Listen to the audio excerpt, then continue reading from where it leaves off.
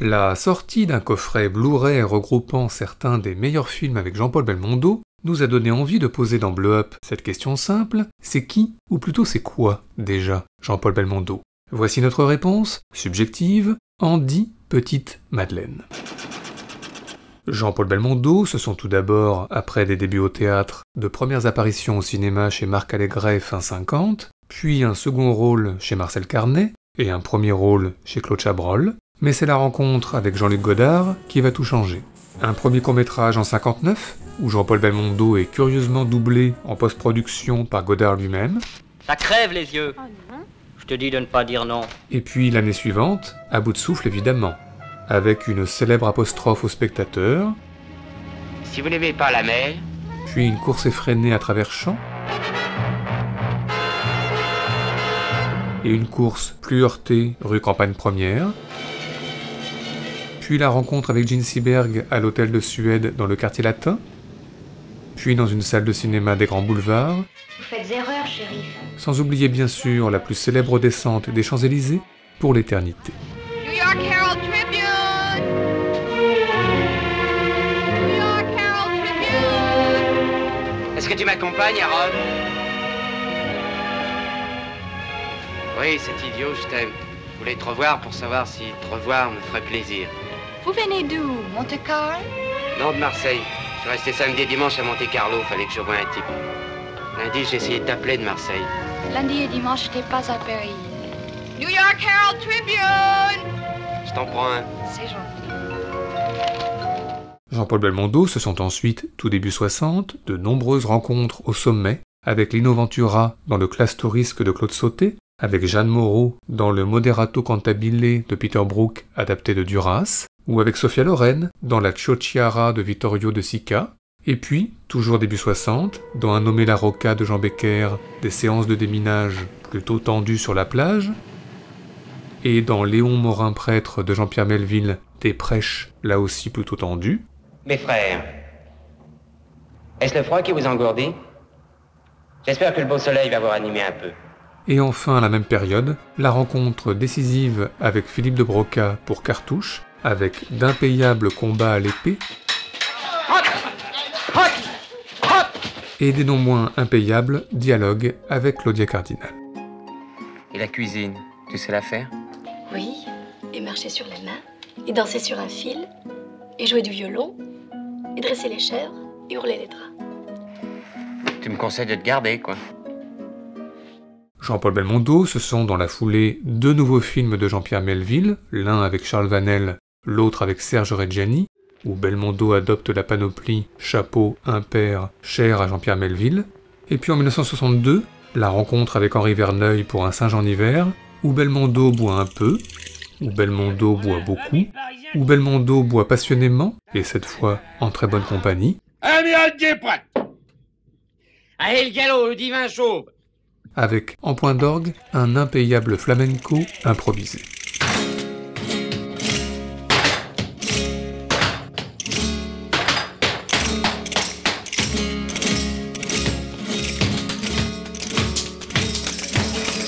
Jean-Paul Belmondo, c'est ensuite, toujours début 60, un film de Marcel Ophuls, et les retrouvailles avec Henri Verneuil et Lino Ventura en camion en plein cœur du Sahara.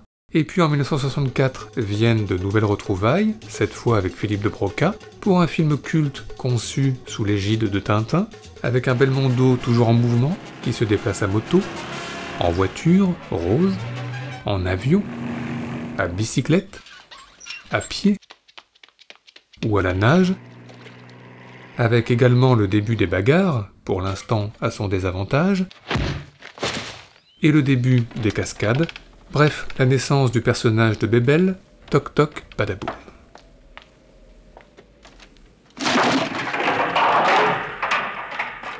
Jean-Paul Belmondo, c'est ensuite, mi-60, un nouveau film d'Henri Verneuil et un nouveau film de Philippe de Broca, et puis dans Échappement libre de Jean Becker, des retrouvailles avec Gene Seberg. Bonjour. Avant le feu d'artifice Pierrot le Fou de Jean-Luc Godard encore lui, avec Les Pieds Nickelés et Raymond DeVos, avec des cascades ici, Attends-moi, Marianne! et des expressions bien de l'époque là. Allez, allons-y, les voyages forment la jeunesse. et puis un visage bleu et de la dynamite jaune et rouge, des écritures en noir, en rouge et en bleu, sur du papier rouge, bleu et jaune, sans oublier des soirées rouges, jaunes et vertes, et Samuel Fuller. Well, a film is like a battleground. C'est comme une bataille, un film. Yes. Love, L'amour, hate, la haine, action, l'action, violence, la violence death. et la mort. In one word, emotions. En un seul mot, c'est l'émotion. Ah. Jean-Paul Belmondo, c'est ensuite, dans la deuxième partie des années 60, une petite apparition dans Paris Brûle-t-il, et une autre dans la parodie de James Bond Casino Royale, où il porte la moustache, ce qui vaut bien un petit extrait. The French have arrived. Ah, splendid, thank you. Oh, look out!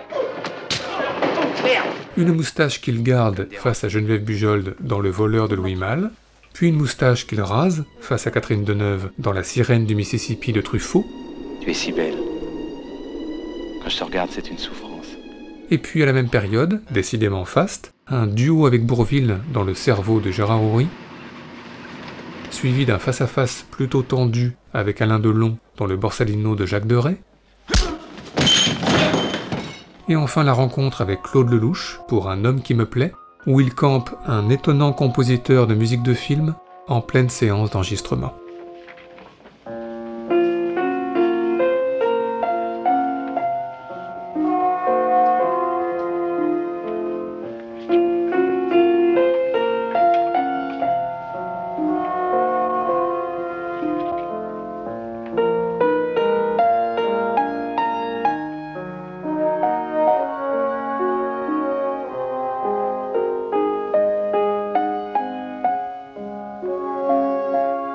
Jean-Paul Belmondo, c'est ensuite, début 70, un Jean-Paul Rapneau avec Marlène Jobert, et un Claude Chabrol avec Mia Farrow, et puis un José Giovanni avec une fameuse ritournelle composée par François de Roubaix, puis un nouveau film d'Henri Verneuil, tourné en Grèce, avec un tout aussi fameux face-à-face avec Omar Sharif. Au nom de la loi, je vous arrête. Mon cul. Sans oublier un rôle plutôt inattendu, celui de l'homme d'affaires Stavisky chez Alain Resnais, et enfin les éternelles retrouvailles avec Philippe de Broca pour Le Magnifique, où Belmondo et l'écrivain plutôt terne François Merlin, s'inventant un double de fiction nettement plus haut en couleur, Bob Sinclair, du Bébel, puissance 10. Je t'aime, océan immense comme mon âme.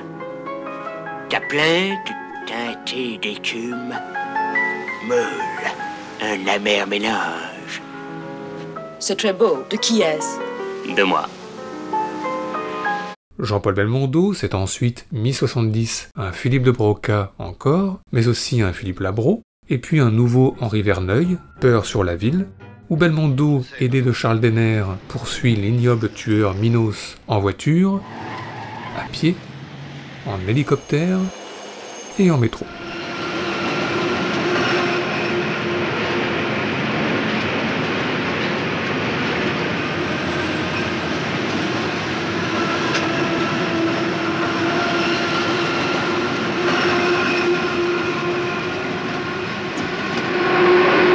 Jean-Paul Belmondo, c'est ensuite au carrefour des années 80 une succession de films qui assoient définitivement le personnage de Bébel au sommet du box-office, avec des cascades en rafale, avec des rebondissements à gogo, c'est énorme! Et puis bien sûr de la castagne avec coups de pied dans les parties et hurlements aigus, coups de pied dans les parties et hurlements graves, sans oublier des gifles et des punchlines culinaires. Le croissant, c'est pour mon ami. Des coups de poing.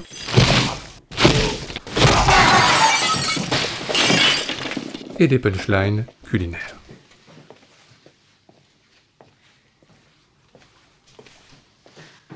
Alors Georges, mon steak. Enfin, Jean-Paul Belmondo, c'est au carrefour des années 90, des retrouvailles avec Claude Lelouch, ponctuées par un fameux face-à-face avec Richard Anconina. Tu sais que ton père était avec le petit pompiste avant? tu vois. Ouais. Ah bah oui, d'accord. Non, ça doit pas t'étonner. D'accord, oui. Bah non, mais là, c'est... Bah oui, c'est étonnant, mais ça doit pas t'étonner. D'accord, d'accord. Et puis une apparition chez Agnès Varda, très bébelle, au chevet de Michel Piccoli, alias Monsieur Cinéma. Je suis le spécialiste mondial des mémoires qui s'étiolent. Vous êtes mémoriabiliste ou mémologue? Écoutez mon patient, taisez-vous, laissez parler la science et les forces occultes. Sans oublier, fin 90, un film de Cédric Clapiche, où il croise Romain Duris. C'est dingue, t'es tout jeune. Avant qu'un accident cérébral, en 2001, ne l'éloigne des caméras, avec tout de même une récente tentative de retour dans Un homme et son chien de Francis Huster. Voilà, Jean-Paul Belmondo c'est tout cela, ce qui est évidemment beaucoup, mais pour terminer sur une note plus enjouée, remontons le temps et revenons à Jean-Paul Belmondo au temps de sa splendeur, au temps des échanges de regards mythiques, parmi les plus beaux de notre histoire du cinéma.